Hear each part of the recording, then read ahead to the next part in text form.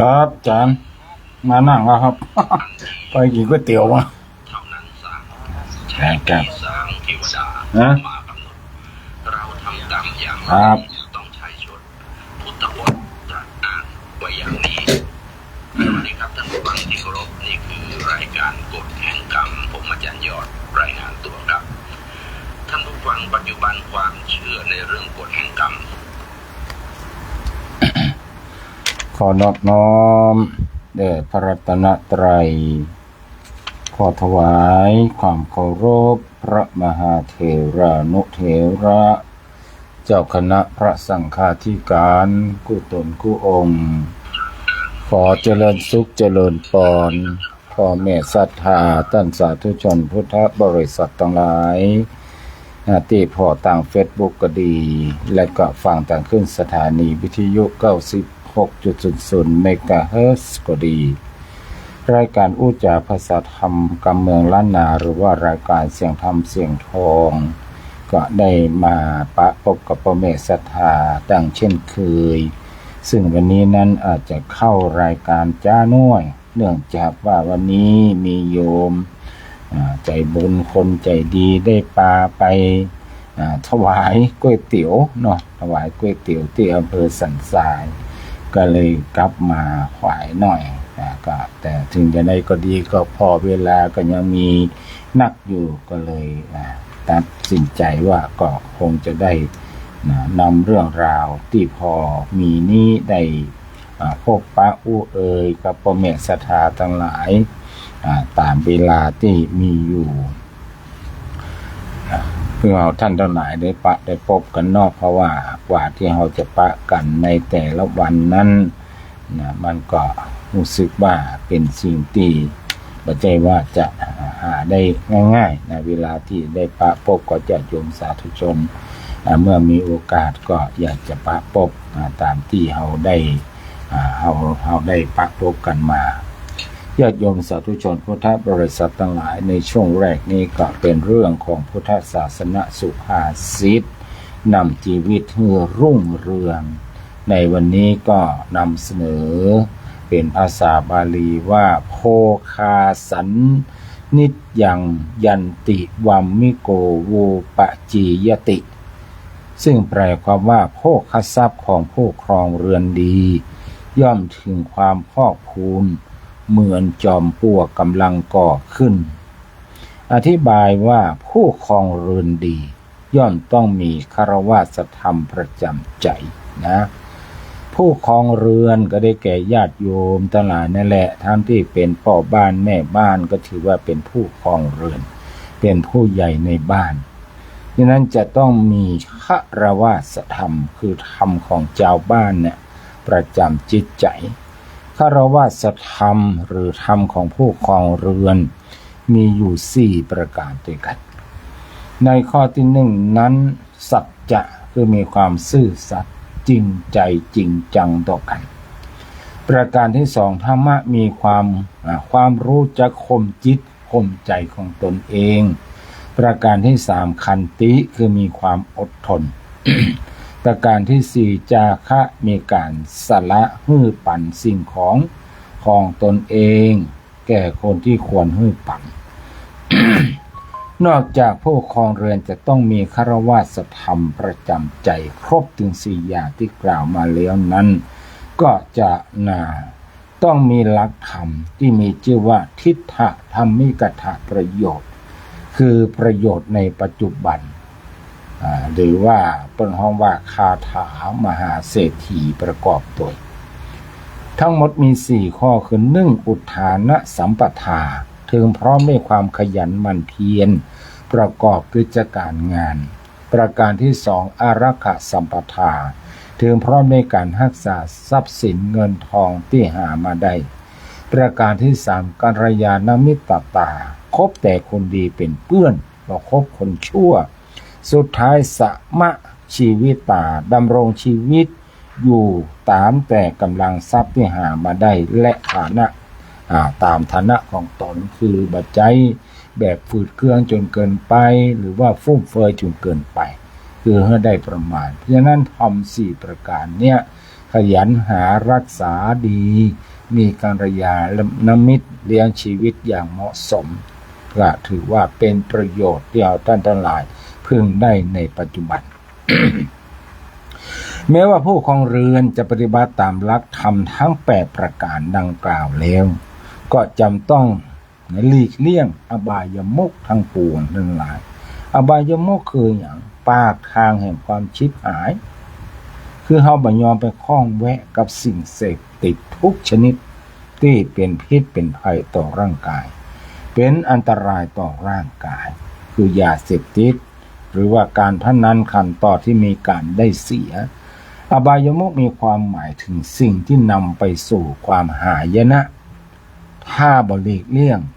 พ้นก็จะพาให้ครอบครัวนั้นจะต้องยากจนเป็นหนี้เป็นสินรุงรังจนกระทั่ง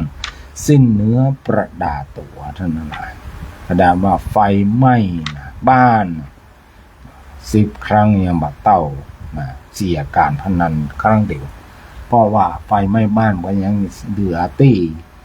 เหลือตี้เอาไว้อยู่แต่งบ้านหลังใหม่ได้อยู่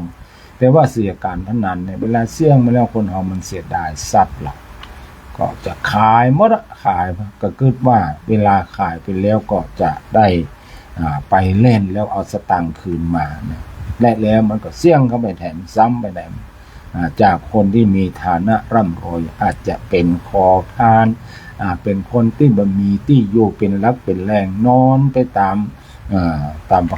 ข้างถนนตามหน้าตึกตามที่เฮาหันกันทุกวันนี่แหละญาติโยมสาธุชนพุทธบริษัททั้งหลายอันนี้เรื่องของอบายมุขท่านทั้งหลายเขาจะต้องหลีกเลี่ยงปาให้ครอบครัวต้องยากจนเป็นหนี้เป็นสินจนกระทั่งสิ้นเนื้อประดาตัวสาธุชนคนดีทั้งหลายที่จะมุ่งความสุขความเจริญหวังจะมีฐานะมั่นคงให้แก่ตนเองและครอบครัวพึงบันประพฤติตัวตามหลักธรรมของสมเด็จพระบรมศาสดาพระสัมมาสัมพุทธเจ้าให้ครบถ้วนเพราะการประพฤติธรรมอยู่เสมอเป็นอาจินย่อมทำให้ตนเองและครอบครัวประสบแต่ความสุขห่างไกลจากความทุกข์ความเดือดร้อนทั้งปวงสมตามภาษาบาลีที่มาในสังยุตตนิกายสคาถาวะความว่าธัมโมสุเจนโนสุขะมาวหาติแปลว่าธรรมที่ประพฤติดีแล้วนำสุขมาให้ไผที่บ่ยอมเชื่อคำสั่งสอนของพระพุทธเจ้าก็จงเตรียมรับความทุกข์ยากลำบากในปัจจุบันและอนาคตเอาไว้ให้ดีถ้าเกิดมาทั้งทีตั้งตัวให้มีฐานะมั่นคงบ่ได้สร้างตัวเองให้เป็นที่เปิ้งแห่งตนเองบ่ได้ก็เสียชาติเกิดโดยเฉพาะอย่างยิ่งที่ได้มาพบพระพุทธศาสนาได้ยินได้ฟังได้อ่านได้ศึกษาพระธรรมคำสั่งสอนของพระสัมมาสัมพุทธเจ้าแล้วยังบ่สนใจประพฤติปฏิบัติตามเพื่อความสุขความเจริญแต่กลับไปหลงไหลแต่อบายมุขความสนุกสนานที่เผาผลาญทรัพย์สินและอนาคตของตนเองก็น่าจะอายแก่พวกพวกก็ดีสัตว์น้อยนิดที่คิดจะสร้างความมั่นคงให้กับตนเองและพวกพ้องบริวารด้วยความขยันหมั่นเพียรจุกลายเป็นจอมปลวกที่ใหญ่เพื่อได้อยู่อาศัยกันด้วยความสงบร่มเย็นอันนี้ก็เป็นพุทธศาสนาสุภาษิตนำชีวิตให้รุ่งเรืองก็เป็นเรื่องของธรรมะสำหรับผู้ครองเรือนหรือว่าฆราวาสหรือญาติโยมทั้งหลายพึงนำไปประพฤติปฏิบัติแล้วก็จะได้สมดังคำมุ่งมา่ปรารถนาที่เราตั้งไว้ในฐานะท่านทั้งหลายเป็นผู้ครองเรือนนั่นเองญาติโยมสาธุชนพุทธบริษัททั้งหลาย ต่อไปตมาภาพก็จะได้นำเกล็ดความรู้เกล็ดความรู้มาบอกคือญาติโยมซึ่งเกล็ดความรู้ในวันนี้เนี่ยก็คือเรื่องของการไหว้ครูเมื่อเมินมาเนี้ยนะประมาณสักต้นเดือนก็ดีแต่หลายโรงเรียนก็อาจจะจัดบ่เหมือนกันนะก็มีอย่างใกล้ วัดอาตมาภาพเนี่ยจะเป็นโรงเรียนหอพระก็ดี วิทยาลัยเทคนิคเชียงใหม่ก็ดีเนี่ยเปิ้นก็ทำไหว้ครูพิธีไหว้ครูกันเมื่อสัปดาห์ก่อนที่ผ่านมานี่แหละเนาะก็เพราะว่าละอ่อนมายืมพานยืมขันไปประดับประดาละอ่อนบอกว่าท่านขอยืมโตกก็ไม่หรอกเขาว่านะขันที่บางคล้ายขันโตกเนี่ยนะเขาห้องว่าโตกเนี่ยหรอกละอ่อนมาเดียวนี่นะเขาว่าคานว่าเผาว่าพานว่าขันไม้เนาะแต่ละอ่อนบอกว่าอย่างบอกว่าโตกไม่อาตมาภาพก็บอกเข้าใจเอาโตกมามีตะก้อนมีกะมาเดียวมันมีละก็เข้าใจว่าเป็นขันโตกระดอกขันโตกใหญ่ๆที่เฮาเอาไว้ใส่ข้าวใส่อย่างที่เป็นเลี้ยงขันโตกเข้าใจไปเป็นจะอันแต่ความหมายของละอ่อนเนี่ยท่านหลายเขาบอกว่าโตกไอ้หรอขันให้บดีเนี่ยน้อยก็มีใหญ่ก็มีเนี่ยท่านสาธุชนพุทธบริษัททั้งหลายตอนเฮาเป็นนักเรียนเฮาเคยท่องกันว่าปาเจราจริยาโหนตีคุณุตตรานุสาสกาเนี่ยซึ่งแปลความว่าครูบาอาจารย์เป็นผู้มีคุณยิ่งเป็นผู้พร่ำสอนอย่างศิลปะวิทยาต้นหนึ่งของบทสวดไหว้ครูก็ความหมายที่ยิ่งใหญ่ในจิตใจของศิษย์กู้คนเชื่อว่าญาติโยมทั้งหลายก็เคยได้ยินเคยได้ประพฤติปฏิบัติมาแล้วเคยได้ท่องและผ่านวิธีไหว้ครูมาแล้วซึ่งถือว่าเป็นธรรมเนียมปฏิบัติที่สถานศึกษาต่างๆบอกว่าโรงเรียนหรือมหาวิทยาลัยจะจัดพิธีดังกล่าวขึ้นในช่วงเปิดเทอมใหญ่ประมาณเดือนพฤษภาเป็นต้นมานะจนถึงต้นเดือนมิถุนาซึ่งถือว่าเป็นกิจกรรมหนึ่งที่สำคัญอย่างยิ่งแล้วญาติโยมทั้งหลายรู้ก็ว่าเฮาไหว้ครูไปเพื่ออย่างความสำคัญของการไหว้ครูสำคัญกับชีวิตนักเรียนตัวเอง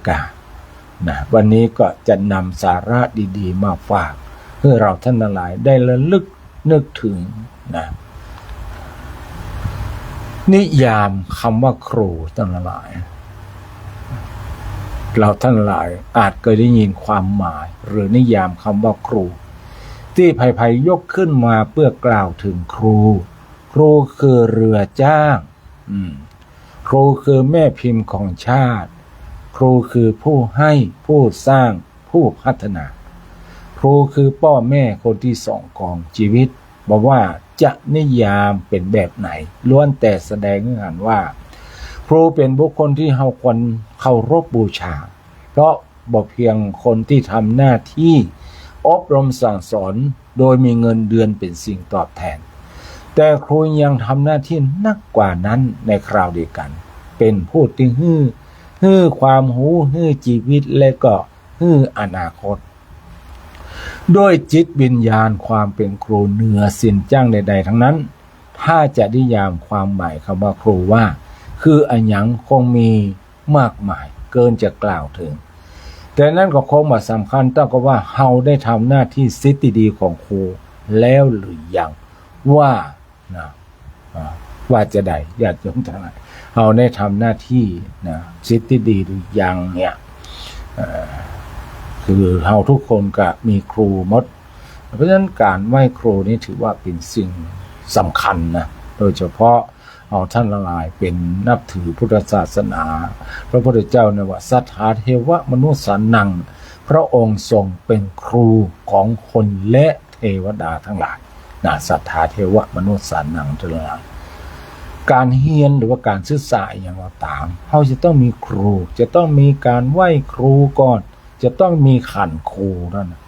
เริ่มตั้งแต่เครื่องเสียงนี่นะเครื่องเสียงเวลาเอาไปตั้งเนี่ยจะต้องมีขันครูด้วยหรอก็ถือกันอย่างนั้นนะขันครูก็หรือว่าจะซ้อก็ต้องมีครูจะตีมวยก็ต้องไหว้ครูก่อนนั่นแหละแม้แต่ว่าจะเจริญพระพุทธมนต์สวดมนต์อะไรอย่างตามบ้านก็ต้องมีขันครูจะถอนก็จะต้องมีขันครูจะต้องมีขันครูแล้วลึกนึกถึงครูบาอาจารย์ก่อนถึงจะทำพิธีนั้นๆ ให้เกิดความศักดิ์สิทธิ์ได้เพราะฉะนั้นจึงถือว่าเป็นสิ่งที่สำคัญนี่ความเป็นมาของการไหว้ครูนะการไหว้ครูเป็นประเพณีสำคัญมีมาแต่โบราณและมีอยู่แทบทุกสาขาอาชีพของคนไทยเช่นครูนะแน่น้อยโทรเข้ามามีอย่างอะโหลโอ้เสียงหายเฮ้ยเสียงหายแม่ก่อนแม่น้อยอะโหลเสียงหายแม่ก่อนเจ้านี่รู้แล้วเจ้าโอเคเดี๋ยวโทรหาก่อนฐานีขาดอีกแล้วเนาะเดี๋ยวโทรหาท่านยอดดอยก่อน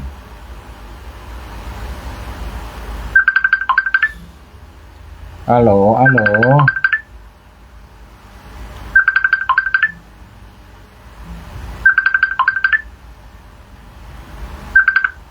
ครับเสียงหาย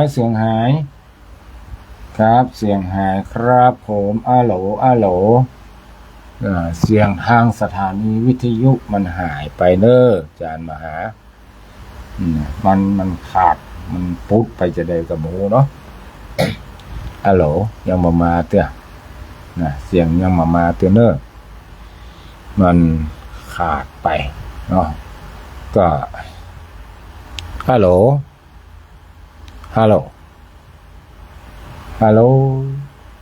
2 3ฮัลโหลฮัลโหลยังไม่มาฮัลโหล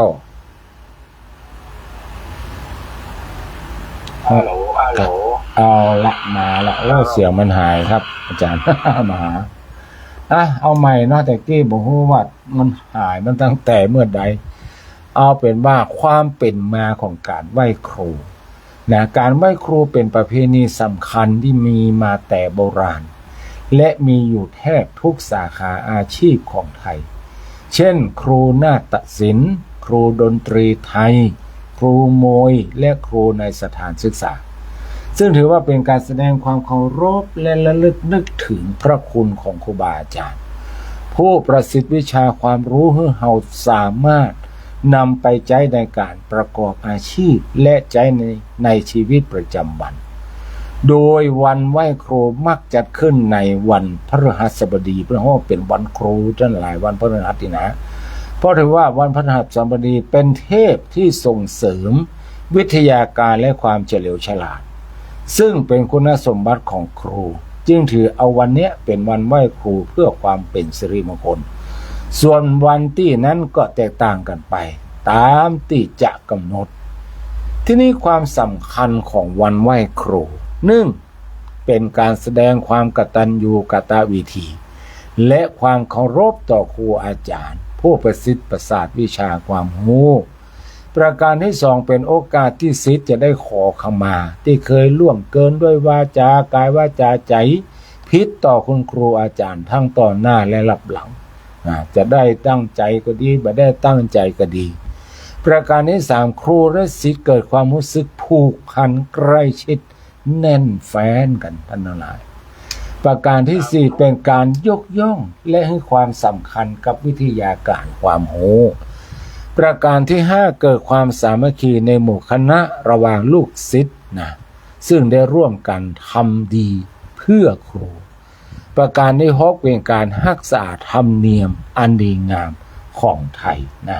อันดีงามของไทยนี่ดอกไม้สำคัญในวันไหว้ครูท่านอะไรดอกไม้ที่สำคัญในวันไหว้ครูนั้นมีดอกอย่างพ่อญาติโยมสาธุชนพุทธบริษัททั้งหลายมีดอกเข็มเนาะมีดอกเข็มอย่างที่2มีดอกมะเขือประการที่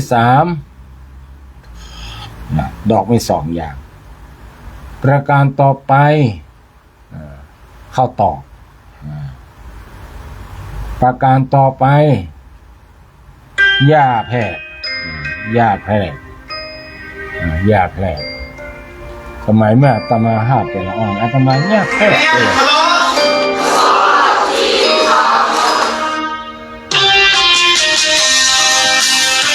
ดอกเข็มแทนสติปัญญาที่แหลมคมนะดอกเข็มนะดอกเข็มแทนสติปัญญาที่แหลมคมส่วนดอกมะเขือแทนความสะอาดบริสุทธิ์ซื่อสัตย์อ่อนน้อมถ่อมตนเพราะเพราะว่าดอกมะเขือนะเวลามันออกดอกหน้ามันจะคว่ำลงทั้งหลายประการที่3เข้าตอกแทนความมีระเบียบวินัยรู้จักการควบคุมตนเองนะประการที่4หญ้าแพรกแทนความเจริญงอกงามแทนความอดทนก็ได้หญ้าแพรกเนี่ยนะมันจะอยู่ที่ไหนเกิดที่ไหนจะแล้งขนาดไหนดินแห้งขนาดไหนมันยังทนอยู่ได้หญ้าอื่นนี่ตายหมด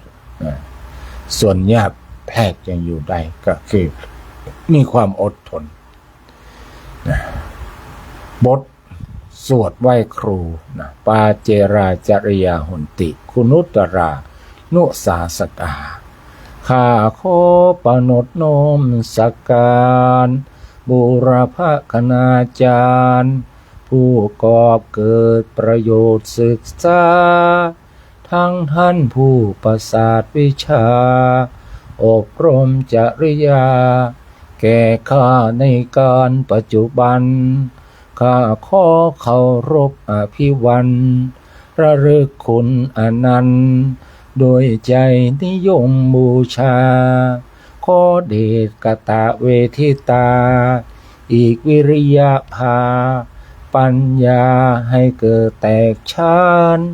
ศึกษาสำเร็จทุกประการอายุยืนนานอยู่ในศีลธรรมอันดีให้ได้เป็นเกียรติเป็นสี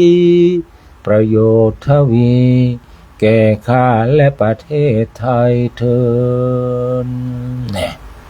การทดแทนบุญคุณครูที่แท้จริงอาจบ่ใช่การให้สิ่งของรับค่าราคาแปลงเป็นการตอบแทนแต่เฮาทุกๆคนคงรู้ดีว่าสิ่งนั้นคือการที่เฮาเป็นคนดีและทำหน้าที่ของตัวเก่าคือดีที่สุดอย่างที่ครูเคยชี้แนะบอกทางอบรมสั่งสอนเพราะเชื่อว่าครูทุกคนอยากหันลูกศิษย์ของตนเองได้ดีมีความมั่นคงในหน้าที่การงานชีวิตในครอบครัวและเป็นคนที่ทำประโยชน์ให้กับสังคมเหล่านี้จึงเป็นหัวใจสำคัญที่คนที่เป็นศิษย์คือเราท่านทั้งหลายนะทุกคนมีครูบ้างล่ะต้องระลึกนึกถึงและพึงปฏิบัติเพื่อเป็นการทดแทนพระคุณครูอย่างแท้จริงทั้งหลายอันนี้ก็เป็นเคล็ดความรู้เรื่องอย่างเราต้องไหว้ครูตัวเองนะท่านทั้งหลายก็นำมาฝากญาติโยมทั้งหลายในวันนี้ตอนนี้ก็เหลือเวลาแถม15 นาทีโยมไม่น้อยวัดใดวันนี้ประเดี๋ยวนี้เสียงวิทยุดังกับว่าบ่ดัง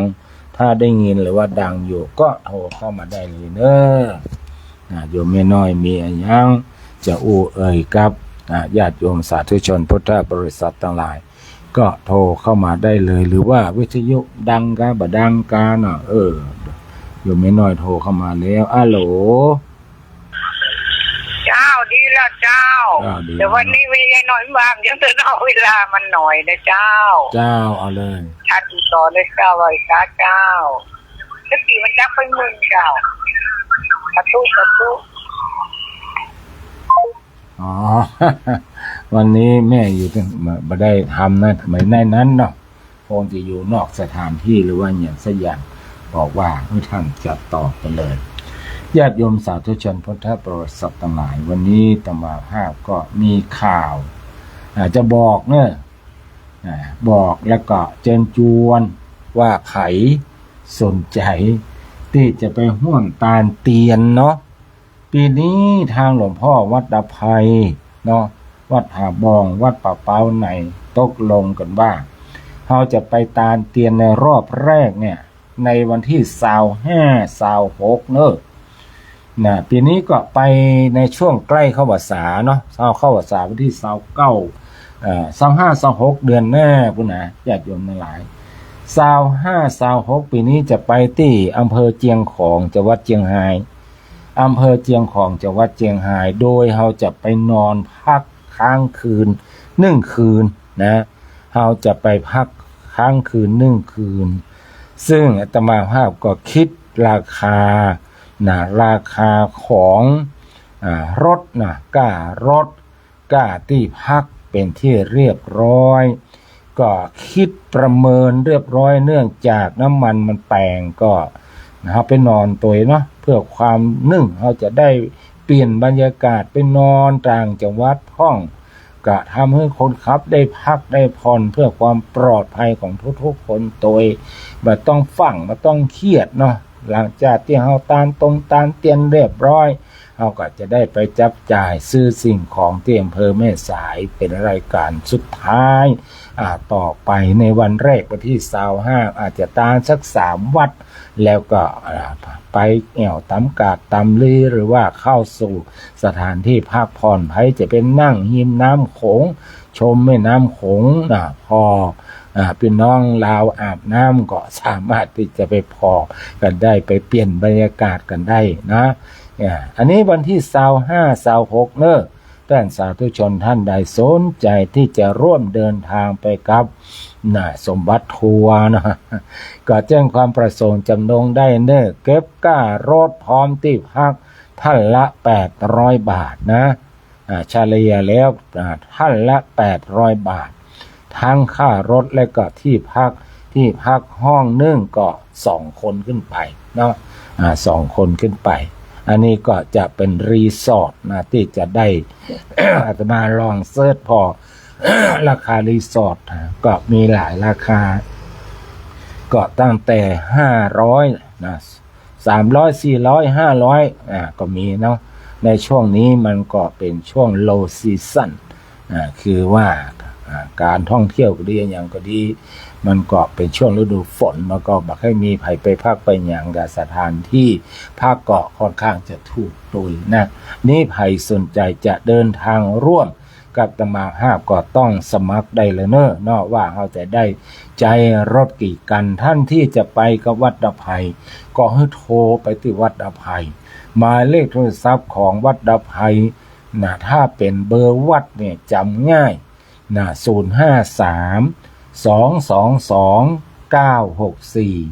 053และ23ตัวแล้วก็964นะ222-964-053โทรไปบนวิหารได้ขออู้กับท่านเจ้าวาดก็ได้นะหรือว่าอู้กับท่านวีระเลขาของเจ้าวาดก็ได้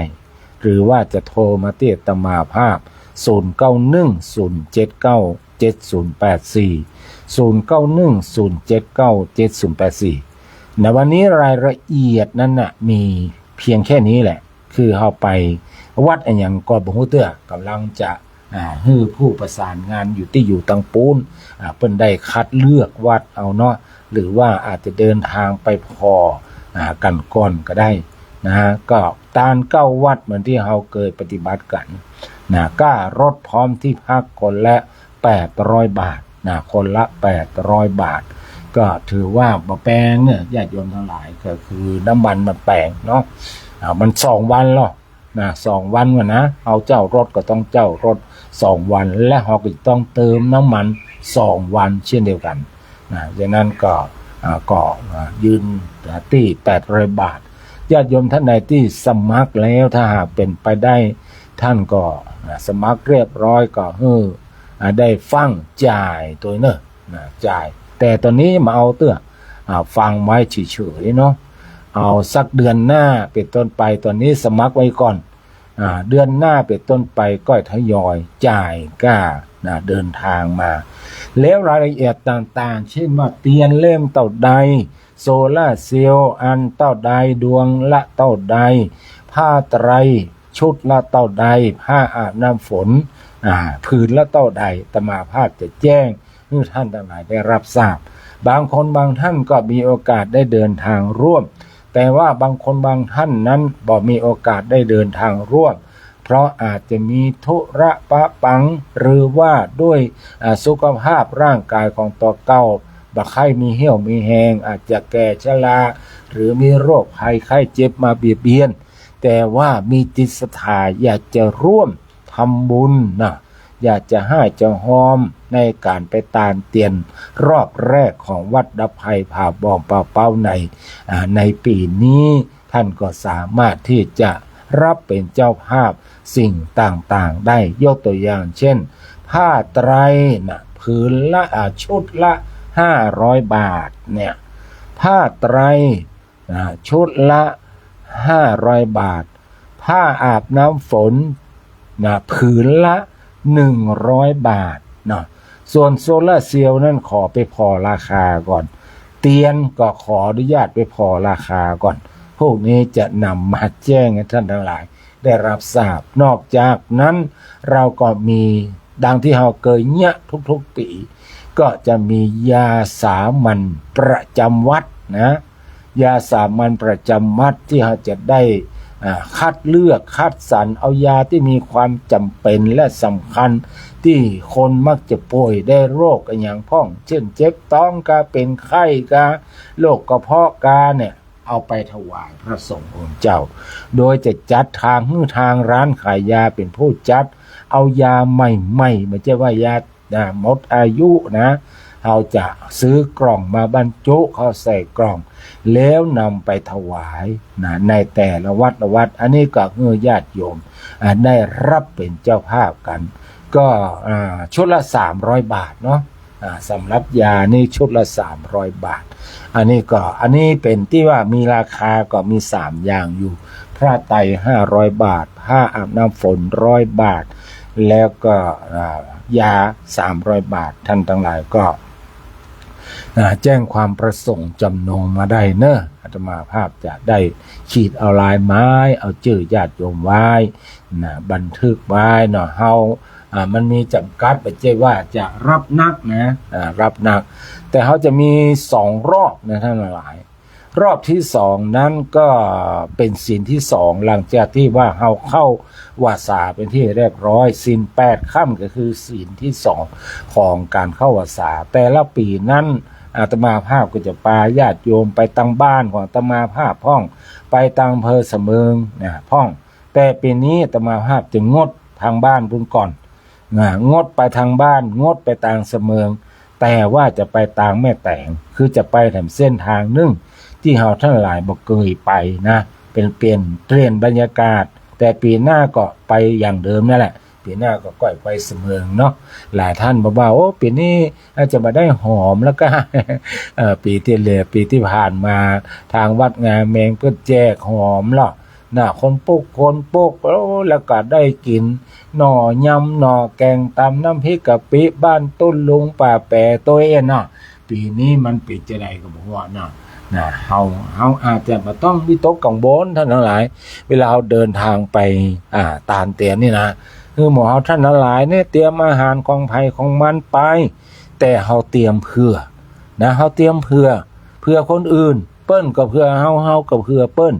แล้วเฮาก็เอาไปรวมกันเนาะรวมกันส่วนหนึ่งกับแบ่งปันถวายให้พระสงฆ์ที่ร่วมเดินทางไปแถมส่วนหนึ่งเฮาก็เอามาจุกันคนหนึ่งเอาน้ำพริกไปคนหนึ่งเอาจิ้นไปคนหนึ่งเอาแกงแค่ไปคนหนึ่งเอาจอประกาศไปคนหนึ่งเอาไข่ไปไปเปาะกันปนเป็นที่เรียบร้อยโอ้ก็กลายเป็นอาหารสามัคคีอาหารสามัคคีได้กินหลายรสหลายชาติได้ถึงความอร่อยได้บรรยากาศที่เฮาไปกินข้าวนอกบ้านนอกจอกแล้วก็ได้เปื้อนใหม่แถมเนาะอันที่เคยพ่องมาเคยหลายมันก็จะแน่นแฟนกันขึ้นหรอกโอ้เป็นจังได้ลำก้อยน้ำพริกน้ำปูเป็นได้พ่องโอ้เขาท่าเนื้อมันก็จะจำกันไว้หรอโอ้ป้านั่นตำน้ำพริกน้ำปูมาป้านี้เอาไข่ไปป้านี้ทอดจีนมาโอ้ป้านิตยาก็เอาปลาบ้วงไป เนาะต่างคนก็ต่างเอาไปเปาะกันหั่นมันม่วนญาติโยมสาธุชนทั้งหลายเฮามันต้องไปรอกินอภัยแล้วมันต้องเกิดว่าวัดนั้นวัดนี้จะจัดถึงเฮามันต้องเกิดมันเฮาคือเฮาไปที่ไหนก็ได้แต่ว่าสัตว์ที่เฮาไปนั่นเฮาจะบ่สร้างภาระให้ไผทั้งนั้นนะเฮาอาจจะขอใจสถานที่แจ้งเจ้าวาดว่าขอเมตตาได้เตรียมถ้วยกับจานและสถานที่กินข้าวไว้ให้ศรัทธาตยนะส่วนอาหารการกินจะจัดไปเองเนาะอันนี้คือรอบ2นะอันนี้คือรอบ2หลังจากเข้าพรรษาไป1ศีลส่วนรอบแรกนั่นก็ดังที่ได้แจ้งไปนั้นถ้าท่านมีสตังค์เสือเจอให้มันม่วนนี่นะรอบแรกเนี่ยอย่างน้อยเนี่ยมีสัก1,500มีสัก2ปันนี่จะม่วนหน่อยเนอะนะกล้าลดอย่างกล้าลดกล้าที่พักเนี่ย800เหลือ1,200ก็เอาไว้กินเอาไว้ทำบุญเนาะเอาไว้กินนอกยางเรื่องขึ้นเหมือนจะนอกยางเพราะว่าอาหารเราก็ต้องซื้อกินเองเหมือนกันเนาะรอบแรกนี่เราต้องซื้ออาหารกินเองตัวอย่างน้อยๆก็แต่ละท่านเนี่ยคงจะมีสัก2ปันขึ้นไปนี่ก็มันจะได้ทั้งอาหารการกินแต่ถ้าจะไปซื้อของแม่สายก็ต้องมีสัก3ปันอันนี้จะม่วนหน่อยเนาะอันนี้ก็ขันในเรื่องของการตามเตียนที่เราจะไปกันในปีนี้จะไปอำเภอเจียงของเด้อไปนอน1คืนไปวันที่25แล้วปิกมาวันที่26เขาจะตามตึงวันที่25และตามวันที่26อันที่จริงแล้วปีนี้อาตมาภาพกึดไว้ว่าจะไปไก่เห็นน้อยไปต่างจังหวัดไก่น้อยแต่น้ำมันมาแปลงญาติโยมทั้งหลายก็เลยเอาบักไก่บักกายมาให้พอดีเนี่ยแน่มาเอากันเลยปรึกษาหารือก็หลวงพ่อวัดดาภัยและเลขาบอกว่าเอาไปเจียงของบอกก็ตกลงตามนั้นเอาละญาติโยมสาธุชนทั้งหลายตอนนี้เวลาหมดเวลานำรายการจากท่านผู้ชมผู้ฟังไปก่อนโมทนากับผู้ฟังทาง Facebook มีแม่สงฆ์บางพนามีคุณพัสวรรณวังมณีนะและมีพี่นาอินสมเตตินคนเพลินจิตเนี่ยได้พอเฟซบุ๊กและโมทนากับทุกคนทุกท่านที่ฟังรายการอยู่ทางบ้านขอความสุขสวัสดีจงมีแก่ท่านผู้ชมผู้ฟังทุกท่านเจริญพร